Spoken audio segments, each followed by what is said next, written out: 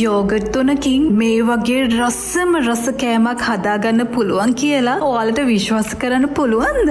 අම්මෝ මේකේ රස නම් ආයේ ඉතින් මාරම රසයි. මට මේ කන එක නතර කරගන්න බැරිව ඉන්නේ. චොක්ලට් බේරි මෙහෙම කනකොට ඉතින් එන්නකෝ අපි හදමු එහෙනම්. හදාගන්නත් හරීම ලේසි. ඔයාලා මුලින්ම බිත්තර 3ක් මෙහෙම කඩලා අරගන්න. බිත්තර 3ක් දාපුවාම මේක 3 දෙනෙක්ට හොඳටම ඇති. ඊට පස්සේ අපි මේකට යෝගට් 3ක් ගන්න ඕන. මම මේ ගත්තේ NLDB එකේ බෆලෝ යෝගට් එක. මේක මාරම රස යෝගට් එකක්. කාලා තියන අය දන්නවා ඉතින් මේකේ රස. යෝගට් ටික මෙහෙම මේකට දාගන්න ඕන.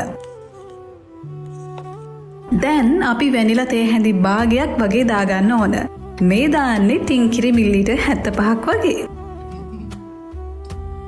හරි, දැන් අපි මේ ටික හොඳට මේ විදියට ගහගන්න ඕන.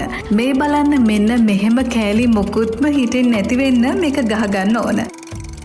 ඔයාලා ගාව oven එකේ දාන්න පුළුවන් මේ වගේ භාජනයක් තියෙනවා නම් ඒකට මෙහෙම දාගන්න එක තමයි ලේසි. එහෙම නැත්නම් කේක් තැටියේ දාලා වුණත් මේක හදාගන්න පුළුවන්. අපි මේක සෙල්සියස් අංශක 200ක උෂ්ණත්වයේ යටතේ විනාඩි 45ක් බේක් වෙන තියන්න ඕන. ටික වෙලාවක් යනකොට ඔයාලටම මෙහෙම පේනවා මේක හොඳට පිපිලා එන ලස්සන. මේ බලන්න දැන් මේක කොහොමද කියලා මරු නේද? ඔන්න විනාඩි 45ක් වගේ යනකොට මේක මෙහෙම නියමෙට බේක් වෙලා එනවා. හරි. අපි දැන් මේකේ ටොපින් එක හදාගමු. මේ මම අරන් තියෙන්නේ ඩාර්ක් චොක්ලට් කෑලි 2කුයි මිල්ක් චොක්ලට් කෑලි 2කුයි. අපි දැන් මේක ඩබල් බොයිල් කරගන්න තමයි යන්නේ. මතකයිනේ ඩබල් බොයිල් කරන විදිය මම කලින් වීඩියෝ එකේදීත් කියලා දුන්නා. ඔයාලට මෙහෙම කුකින් චොක්ලට් නැත්තම් සාමාන්‍ය චොක්ලට් ගත්තත් කමක් නැහැ. වැඩිපුර ටොපින් ඕන අය චොක්ලට් වැඩියෙන් දාගත්තට කමක් නැහැ. හරිද?